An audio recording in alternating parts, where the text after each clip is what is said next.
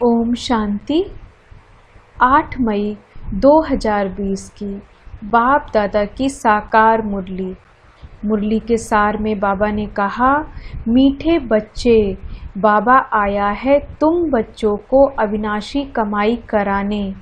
अभी तुम ज्ञान रत्नों की जितनी कमाई करनी चाहो कर सकते हो। प्रश्न है आज का, आसुरी संस्कारों को बदलकर दैवी संस्कार बनाने के लिए कौन सा विशेष पुरुषार्थ चाहिए? उत्तर में, संस्कारों को बदलने के लिए जितना हो सके देही अभिमानी रहने का अभ्यास करो। देह अभिमान में आने से ही आसुरी संस्कार बनते हैं। बाप आसुरी संस्कारों को दैवी संस्कार बनाने के लिए आए हैं। पुरुषार्थ करो। पहले मैं देही आत्मा हूँ, पीछे यह शरीर है। गीत है आज का, तूने रात गवाई सो के। अब मुरली विस्तार से। यह गीत तो बच्चों ने बहुत बार सुने हैं।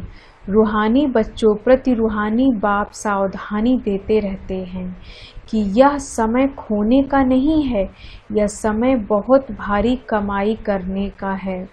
कमाई कराने के लिए ही बाप आया हुआ है। कमाई भी अथाह है, जिसको जितनी कमाई करनी हो उतनी कर सकते हैं। यह है अविनाशी ज्ञान रत्नों से झोली भरने की कमाई। यह है भविष्य के लिए, यह है भक्ति, यह है ज्ञान। मनुष्य यह नहीं जानते कि भक्ति तब शुरू होती है जब रावण राज्य शुरू होता है, फिर ज्ञान तब शुरू होता है जब बाप आकर राम राज्य स्थापन करते हैं। ज्ञान है ही नई दुनिया के लिए, भक्ति है पुरानी दुनिया के लिए। अब बाप कहते हैं, पहले तो अपने को देही आत्मा समझना है। तुम बच्चों की बुद्धि में है हम पहले आत्मा हैं, पीछे शरीर है। बहुत ड्रामा प्लान अनुसार मनुष्य सब रॉन्ग हो गए हैं, इसलिए उल्टा समझ लिया है कि पहले हम देह हैं फिर देही हैं। बाप कहते हैं यह तो विनाशी है, इसको तुम लेते और छोड़ते हो। संस्कार आत्मा में रहते हैं। देह अभिमान में आने से संस्कार आसुरी बन जाते हैं। फिर आसुरी संस्कारों को दैवी बनाने के लिए बाप को आना पड़ता है। यह सारी रचना उस एक रचता बाप की ही है। उनको सब फादर कहते हैं, जैसे लौकिक बाप को भी फादर ही कहा जाता है। बाबा और मम्मा यह दोनों अक्षर बहुत मीठे हैं। रास्ता तो बाप को ही कहेंगे। वह पहले माँ को अडॉप्ट करते हैं, फिर रचना रचते हैं। बेहद का बाप भी कहते हैं कि मैं आकर इनमें प्रवेश करता हूँ। इनका नाम बाला है, कहते भी हैं भागीरथ। मनुष्य का ही चित्र दिखाते हैं, कोई बैल आदि नहीं है। भागीरथ मनुष्य का तन है। बाप ही आकर बच्चों को अपना परिचय देते हैं। तुम हमेशा कहो या बाप दादा के पास जाते हैं। सिर्फ बाप कहेंगे तो यह निराकार हो जाता। निराकार बाप के पास तो तब जा सकते जब शरीर छोड़े, ऐसे तो कोई भी जा नहीं सकते। यह नॉलेज बाप ही देते हैं। यह नॉलेज है भी बाप के पास। अविनाशी ज्ञान रत्नों का खजाना है। बाप है ज्ञान रत्नों का सागर। पानी की बात नहीं, ज्ञान रत्नों का भंडारा है। उनमें नॉलेज है। नॉलेज पानी को नहीं कहा जाता। जैसे मनुष्य को बैरिस्ट्री, डॉक्टरी आदि की नॉलेज होती है, या भी नॉलेज है। इस नॉलेज के लिए ही ऋषि मुनि आदि सब कहते थे कि रचता और रचना के आदि मध्य अंत की नॉलेज हम नहीं जानते, वह तो एक रचता ही जाने। झाड़ का बीज रूप भी वही है। सृष्टि के आदि मध्य अंत का नॉलेज उसमें है। वह जब आएंगे तब सुनाएं। अभी तुमको नॉलेज मिली है तो तुम इस नॉलेज से देवता बनते हो। नॉलेज पाकर फिर प्रारब्ध पाते हो। वहाँ फिर इस नॉलेज की दरकार नहीं रहेगी। ऐसे नहीं कि देवताओं में यह ज्ञान नहीं है तो अज्ञानी हैं। नहीं, वह तो इस नॉलेज से पद प्राप्त कर लेते हैं। बाप को पुकारते ही हैं कि बाबा आओ, हम पतित से पावन कैसे बने, उसके लिए रास्ता और नॉलेज बताओ। क्योंकि जानते नहीं, अभी तुम जानते हो। हम आत्माएं शांति धाम से आई हैं। वहाँ आत्माएं शांत में रहती हैं। यहाँ आए हैं पाठ बजाने। यह पुरानी दुनिया है तो जरूर नई दुनिया थी। वह कब थी, कौन राज्य करते थे, यह कोई नहीं जानते। तुमने अभी बाप द्वारा जाना है। बाप है ही ज्ञान का सागर, सद्गति दाता, उनको ही पुकारते हैं। बाबा आकर हमारे दुख हरो, सुख शांति दो। आत्मा जानती है परंतु तमो प्रधान हो गई है, इसलिए फिर से बाप आकर परिचय दे रहे हैं। मनुष्य न आत्मा को न परमात्मा को जानते हैं। आत्मा को ज्ञान ही नहीं तो परमात्मा अभिमानी बने।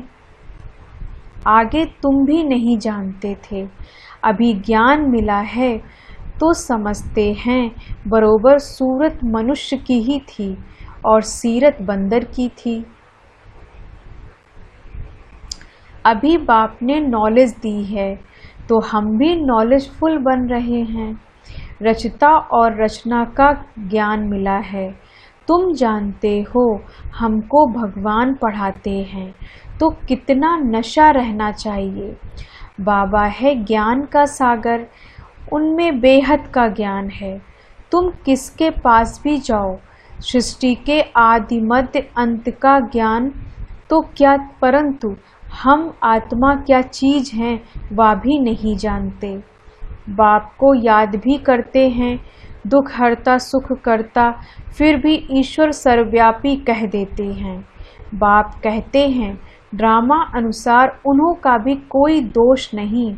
माया बिल्कुल ही तुच्छ बुद्धि बना देती है। कीड़ों को भी फिर गंध में ही सुख भासता है। बाप आते हैं गंध से निकालने। मनुष्य दलदल में फंसे हुए हैं, ज्ञान का पता ही नहीं तो क्या करें। दुबन में फंसे पड़े हैं, फिर उनको निकालना ही मुश्किल हो जाता है। निकालकर आधा पौना तक ले जाओ, फिर भी हाथ छुड़ाए गिर पड़ते हैं। कई बच्चे औरों को ज्ञान देते देते स्वयं ही माया का थप्पड़ खा लेते हैं, क्योंकि बाप के डायरेक्शन के विरुद्ध कार्य कर लेते हैं। दूसरों को निकालने की कोशिश करते और खुद गिर पड़ते हैं। फिर उनको निकालने में कितनी मेहनत हो जाती है, क्योंकि माया से हार जाते हैं। उनको अपना पाप ही अंदर खाता है। माया की लड़ाई है ना।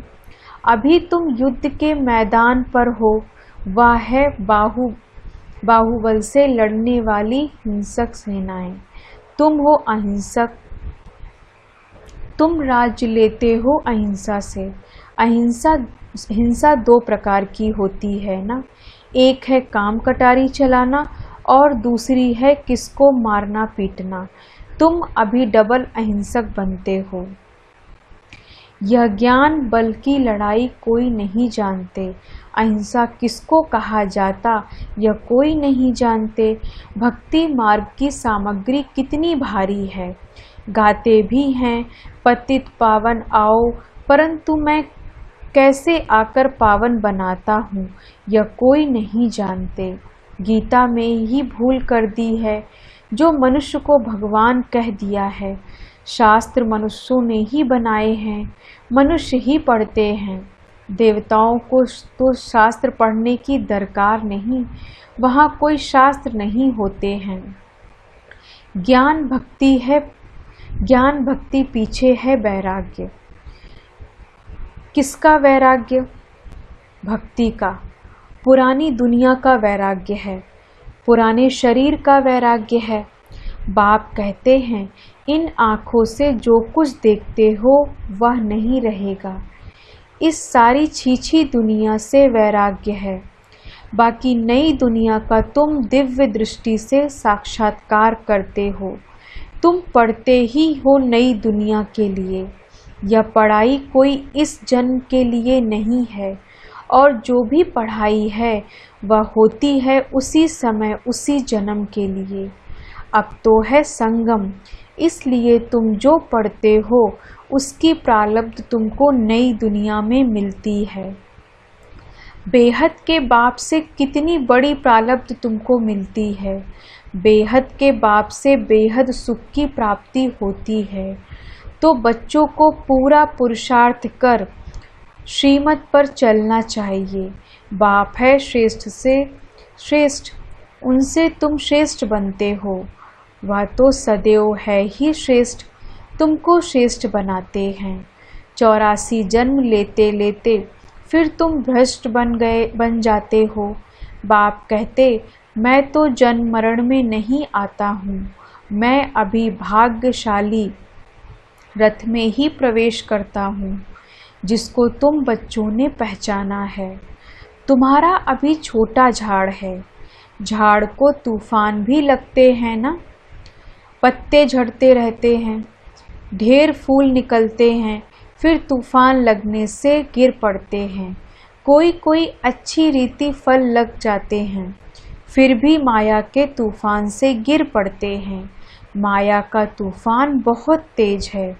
उस तरफ है बाहुबल, इस तरफ है योग बल अथवा याद का बल। तुम याद अक्षर पक्का कर लो। वो लोग योग योग अक्षर कहते रहते हैं, तुम्हारी है याद। चलते फिरते बाप को याद करते हो, किसको योग नहीं कहेंगे। योग अक्षर सन्यासियों का नामी ग्रामी है। अनेक प्रकार के योग सिखाते हैं। बाप कितना सहज बतलाते हैं। उठते बैठते चलते फिरते बाप को याद करो। तुम आधा कल्प के आशिक हो, मुझे याद करते आए हो। अब मैं आया हूँ, आत्मा को कोई भी नहीं जानते, इसलिए बाप आकर रियलाइज़ कराते हैं। यह भी समझने की बड़ी महीन बातें हैं। आत्मा अति सूक्ष्म और अविनाशी है। न आत्मा विनाश होने वाली है, न उनका पार्ट विनाश हो सकता। यह बातें मोटी बुद्धि वाले मुश्किल समझ सकते। शास्त्रों में यह बातें नहीं हैं। तुम बच्चों को बाप को याद करने की बहुत मेहनत करनी पड़ती है। ज्ञान तो बहुत सहज है, बाकी विनाश काले प्रीत बुद्धि और विपरीत बुद्धि, यह याद के लिए कहा जाता है। याद अच्छी है तो प्रीत बुद्धि कहा जाता है। प्रीत भी अव्यभिचारी चाहिए। अपने से पूछना है, हम बाबा को कितना याद करते हैं, या भी समझते हैं बाबा से प्रीत रखते रखते जब कर्मातीत अवस्था होगी तब यह शरीर छूटेगा और लड़ाई लगेगी। जितना बाप से प्रीत होगी तो तमो प्रधान से सतो प्रधान बन जाएंगे। इम्तिहान तो एक ही समय होगा ना। जब पूरा समय आता है सबकी प्रीत बुद्धि हो जाती है, उस समय फिर विनाश होता है। तब तक झगड़े आदि लगते रहते हैं। विलायत वाले भी समझते हैं अभी मौत सामने है। कोई प्रेरक है जो हमसे बॉम्ब्स बनवाते हैं, परंतु कर क्या सकते, ड्रामा की नूद है ना। अपनी ही साइंस बल से अपने कुल का मौत लाते हैं। बच्चे कहते हैं पावन दुनिया में ले जाओ, तो शरीरों को थोड़े ही ले जाएंगे। बाप कालों का काल है ना, या बातें कोई नहीं जानते। गाया हुआ है मिरुआ मौत मलुका शिकार, वह कहते विनाश बंद हो जाए, शांति हो जाए। अरे विनाश बगैर सुख शांति कैसे स्थापन होगी? इसलिए चक्र पर जरूर समझाओ। अभी स्वर्ग के गेट खुल रहे हैं, बाबा ने कहा है, इस पर भी एक पुस्तक छपाओ, गेटवे टू शांति धाम, सुख धाम। इनका अर्थ भी नहीं समझेंगे, है बहुत सहज, परंतु कोटों में कोई मुश्किल समझते हैं। तुमको प्रदर्शनी आदि में कभी दिल शिकस्त नहीं होना चाहिए।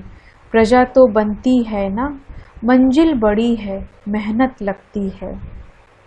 मेहनत है याद की, उसमें बहुत फेल होते हैं। याद भी अव्यभिचारी चाहिए, माया घड़ी घड़ी भुला देती है।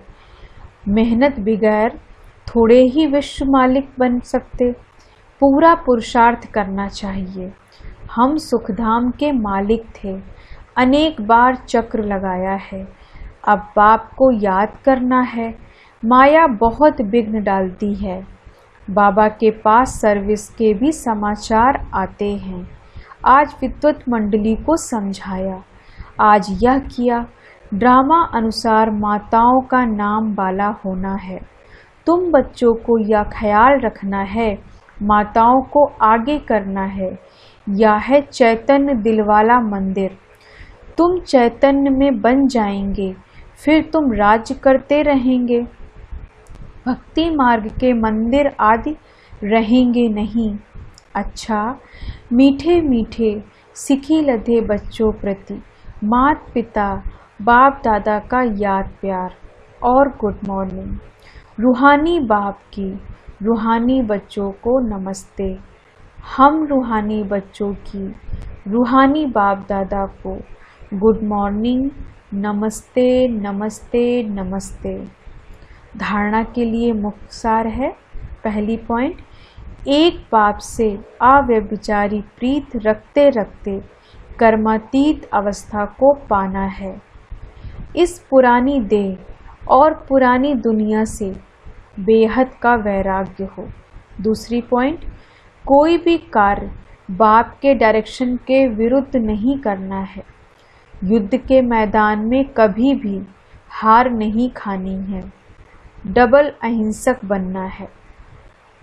वरदान है आज बाबा का, अपनी रूहानी लाइट द्वारा वायुमंडल को परिवर्तन करने की सेवा करने वाले सहज सफलता मूर्त भव। अपनी रूहानी लाइट्स द्वारा वायुमंडल को परिवर्तन करने की सेवा करने वाले सहज सफलता मूर्त भव। विस्तार से, जैसे साकार सृष्टि में जिस रंग की लाइट जलाते हो वही वातावरण हो जाता है। अगर हरी लाइट होती है तो चारों ओर वही प्रकाश छा जाता है। लाल लाइट जलाते हो तो याद का वायुमंडल बन जाता है।